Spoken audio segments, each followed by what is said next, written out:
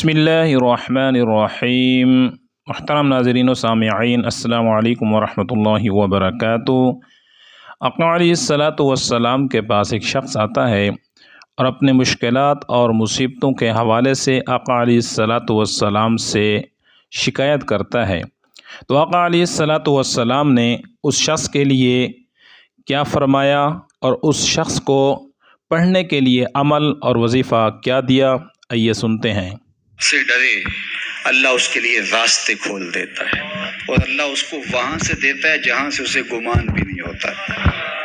وَمَن يَتَوَكَّلْ عَلَى اللَّهِ فَهُوَ حَسْبُهُ، اور جو اللہ پر بھروسہ کرے اللہ اس کے لیے کافی ہو جاتا ہے، اس کی ضروریات کا وہ خود کفیل ہوتا ہے اور اس کے کام اس کے ذمہ کرم پہ ہوتے ہیں، کو ہو کے دیکھے اس کا۔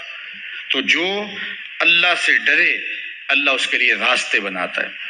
حضرت عوف بن مالک رضی اللہ تعالی عنہ الاشجعی حضور کی خدمت میں حاضر ہوئے اور عرض گزار ہوئے کہ میرا بیٹا سالم مشرکین کی قید میں ہے اور میں فاقوں کی حالت میں ہوں، تو فرمایا آل محمد کے پاس ایک سیر جو ہیں، بس اس کے علاوہ ہمارے پاس بھی کھانے کے لیے دنیاوی اسباب نہیں ہیں۔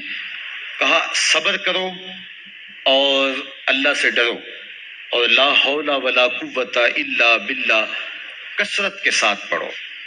یہ ایسا وظیفہ ہے، ایک حدیث پاک میں آتا ہے کہ یہ 99 بیماریوں کا علاج ہے، اس میں سب سے کم درجے کی بیماری ہم اور غم ہے، یہ دکھوں کا مداوع ہے، مشکلات کا علاج ہے، اور یہ وظیفہ میرے حضور نے بتایا۔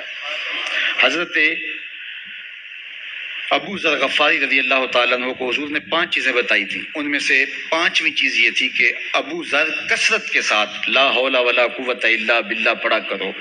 فرمایا عرش الہی کے نیچے ایک خاص خزانہ ہے، یہ وظیفہ وہاں سے آیا ہے، یہ زندگی میں معمول بنا لو، جب پھنس جاؤ مشکلات میں آ جاؤ تو لا حول ولا قوت الا باللہ پڑھو، اللہ راستے کھولے گا۔ تو حضور نے 3 چیزیں فرمائی، اللہ سے ڈرو، صبر کرو اور کثرت کے ساتھ لا حول ولا قوت الا باللہ پڑھو۔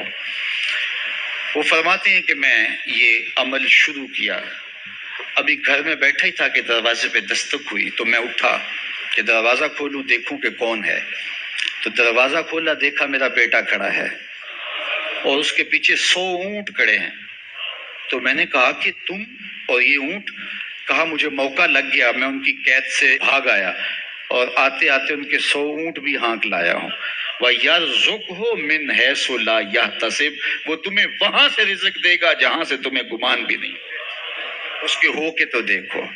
اللہ اکبر، اللہ کے ہو جاؤ تو پھر وہ تمہاری ضرورتوں کا کفیل ہو جائے گا۔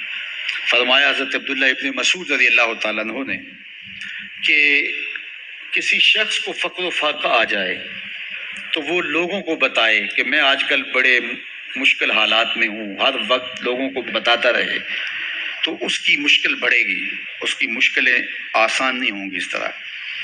اور اگر وہ اپنی اس مشکل کو کسی سے شیئر نہ کرے بلکہ مصلی بچھا کے اپنے رب سے کہے کہ مالک فقر و فاقہ آ گیا ہے اور اس کا علاج تیرے پاس ہے، اس مرض کا مداوع تیرے پاس ہے۔ تو حضرت عبداللہ ابن مسعود فرماتے ہیں کہ رسول کریم نے فرمایا جلد یا بدیر اللہ اس کو مالا مال فرما دے گا۔ یہ بھی کبھی کر کے دیکھو، مشکل آ جائے، فاقہ آ جائے، مصیبت آ جائے، کسی سے نہ کہو، صرف اپنے رب سے کہو، پھر دیکھنا اس کی کرم نوازیوں کا می کیسے برستا ہے۔ فرمایا اللہ پر بھروسہ کرنے کا جو حق ہے اگر وہ تم ادا کر دو، وہ تمہیں ایسے رزق عطا کرے جیسے پرندوں کو عطا کرتا ہے۔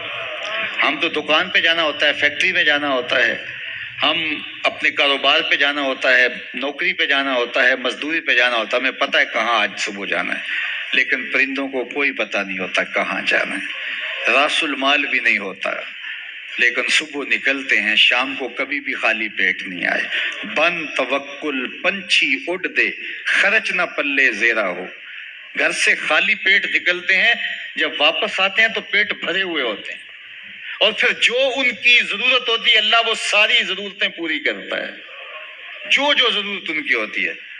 یہ شیر کتنا گوشت کھاتا ہے اللہ روز اسے دیتا ہے، یہ ہنس روزانہ سچے موتی کھاتے ہیں اور آپ مارکیٹ میں لینے جائیں لاکھوں روپے لگا کے تولے ماشے کے حساب سے آپ خریدتے ہیں، پھر بھی آپ کو یقین نہیں ہوتا کہ یہ سچے ہیں یا 2 نمبر ہیں۔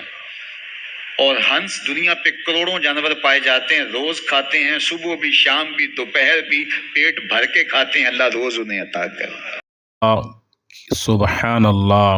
آقا علیہ الصلاۃ والسلام کے پاس وہ شخص آیا اور اس نے اب تنگ دستی اور فاقہ کے لیے شکایت کی، تو آپ علیہ الصلاۃ والسلام نے کیسا پیارا اور آسان عمل بتایا، اور پھر اللہ تعالیٰ نے کس طرح سے غیب سے عطا فرمایا، اور اللہ تعالیٰ نے کتنا عطا فرمایا۔ وہ رحیم ہے، وہ کریم ہے۔